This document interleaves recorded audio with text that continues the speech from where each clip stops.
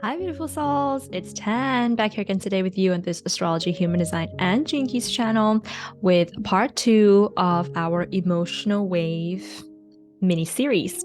But before we get started today, I'd like to let you guys know that if you head over to my website, you'll see that we are currently offering gift cards this holiday season, which means that you can purchase a gift card for your loved ones and they would be able to contact us and request for either a birth chart reading, which is going to be done by the wonderful and amazing Adriana and Sarah on the Tan Astrology team, or a human design reading, which is going to be done by the wonderful Cindy and I on the Tan Astrology team. So something that we'd like to offer for you this holiday season to be your Santa Claus so that you can be Santa Claus for your loved ones.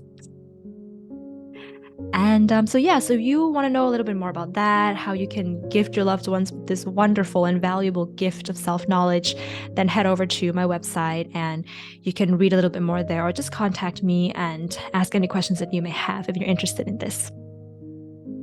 Okay, so before you continue watching this video, if you haven't seen the introduction video yet to this mini series on the emotional wave and the solar plexus, I would highly recommend that you check out the first video that I made first and watch the beginning of that video where it's the introduction part, just to get a sense of like what I'm talking about, where I'm coming from, and what you may take away from this video and if this video is for you or not. So head over there, check out that video first, and then come back and watch this video. All right, so we're going to get into the individual emotional wave today. So like I said in the introduction part of the first video, there are 3 types of emotional waves in the solar plexus. There is the tribal, the individual, and the collective. So with the individual emotional wave, we're talking about channel 1222, channel 5539, and channel... That's it, actually. Yes, there's 2 channels. I was like, is there another channel? No, there's 2 channels. Those are the 2 channels. So you may feel the wave that we're going to talk about in this video.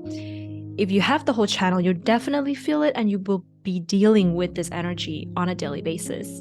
But you may also feel it if you have one of the gates of those channels that are in the solar plexus. So if you have a hanging gate 22 or a hanging gate 55, maybe you'll feel it. I'm not sure about that. Human design is, after all, an experiment, so comment below and let me know if that's something that you also feel there. The individual emotional wave tends to be linked to your passion, your connection to your creation. Sometimes it's connected to, the source of your creation. But I would use the keyword here would be passion, I would say. The things that you're passionate about. So the fluctuations of the individual emotional wave will look a little bit like this graph that I have here.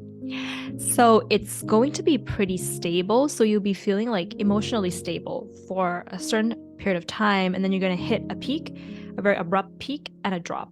And then it'll be stable. And then you hit an abrupt low and it comes up to that stable state again, and so on and so forth. So it will continue in that fashion. So I want to give you guys a little bit of an example to help you illustrate what this actually means a little bit better, and to help just kind of clarify what are we talking about here? What's that high? What's that low? So I'm going to use an example of an artist in this case. This can be any kind of artist. Maybe it's a poet, or it's a painter, or it's a writer of some kind. And so at the beginning, when they have that first peak, they're creating something. They're getting into the highs of their creation. They're feeling amazing. They're feeling like, oh, wow. I've really been able to express myself. I've been able to express my passions. And this is what it looks like. This is what it sounds like.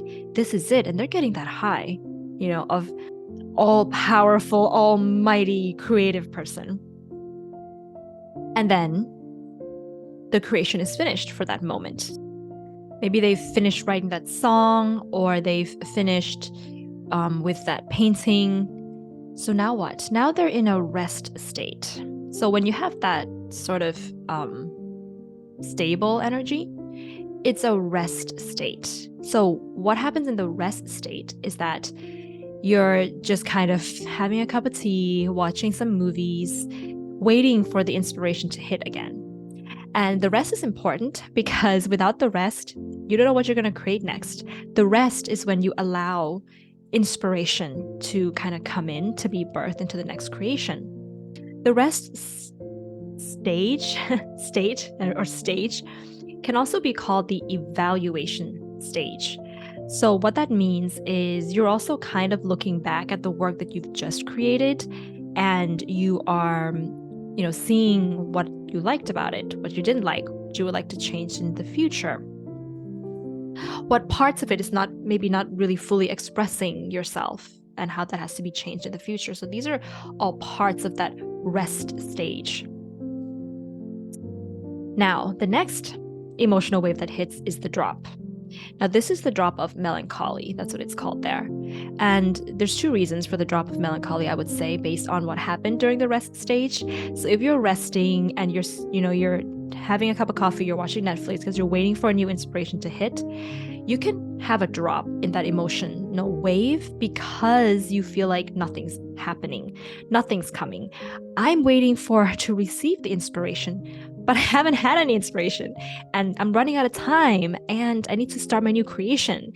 Or maybe there's clients that need stuff from you, or maybe there's another competitor out there who's another creator, and they're going at a very fast pace, and you can't catch up with that phase, and you just don't have that inspiration, so you drop into that melancholic state. The other reason why you may drop into the low emotional wave is if you're doing the evaluation on your last piece, and you're kind of like, that sucked. Like, there's this self-criticism that comes up. There's the perfectionist tendencies that come up, and you're like, oh my God, when I finished creating it, I was in the high and I loved it. And it was the best and amazing ever. But now that I'm looking more into it, there's so much that needs to be changed. And there's a lot of parts of it that is just ugly. You know how all artists can be, right? That's when you also can hit that low.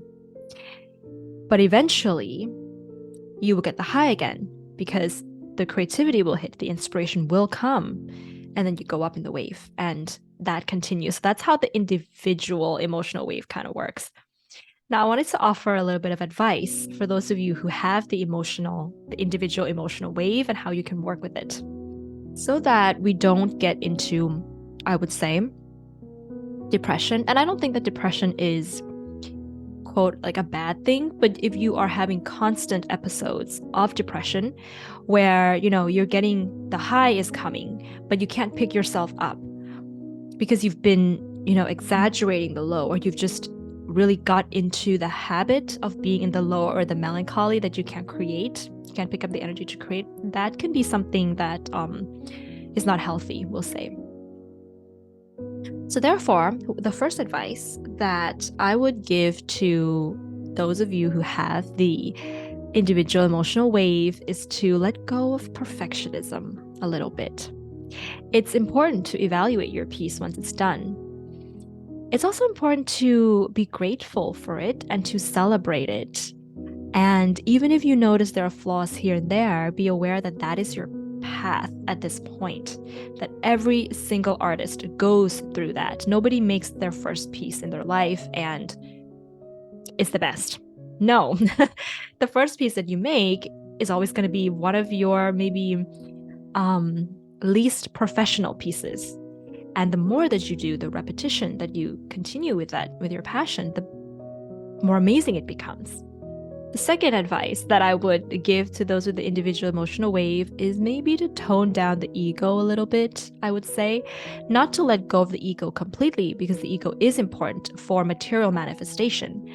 But sometimes when you are an artist of some kind, there's a lot of ego. There's this need for recognition. There's this need to feel like you are maybe a better artist than another person, for example. And that leads me to my next advice as well, is to not compare yourself to others, is to be in your own solid sense of self-esteem, self-confidence, and solid ego. And know that this is your path and is your expression. And you are an individual, and you have an individual expression, and you have an individual timing for the expression is coming to you. And there's a reason for all of that. And the last advice I would give to those with the individual emotional wave would be to have faith. And that's very much gate 55, by the way, but it's for all the emotional waves, is to trust that things happen in their own time. So when you're in that rest phase and you're about to go in the dip, you're going to go in the dip anyways, because there will be these like fears that come up. But when you are in the dip, just being aware that it's happening because nothing's happening yet. The universe is not sending me any inspiration yet, but the universe will, or I will eventually get that inspiration. It will come. And, I feel like also when we talk about like the ego and being an artist, there's also this way that the unhealthy ego of an artist feeds off of creation. So the ego of an artist feeds off of creation, and that's healthy. But it's unhealthy when the artist's ego feels like they have to always create. With the moment you finish one piece, you have to do the next one, you have to do the next one. That's not how art works. Even an athlete has to rest. An athlete is, going into the field or competing and using their energy, and then they have to rest. Everything requires rest, actually. So, but sometimes as an artist, you feel like when you are resting that, you feel like you're not creative anymore. When you're not getting that instant inspiration, it feels like, oh my God, something's wrong with me. So that's the unhealthy ego there. So just something that I wanted to mention here as well. But yes, so that would be my advice for the individual emotional wave. If you guys have this, you have any questions, or you want to share your experiences, just leave them in the comments below. I would love to read them. And last but not least, don't forget, if you are looking for a gift for your loved ones this holiday season, we are your Santa Clauses, and we do have gift cards available that you can purchase and give to your loved ones and be their Santa Claus so that they can come and get a reading from us, whether that's human design or astrology.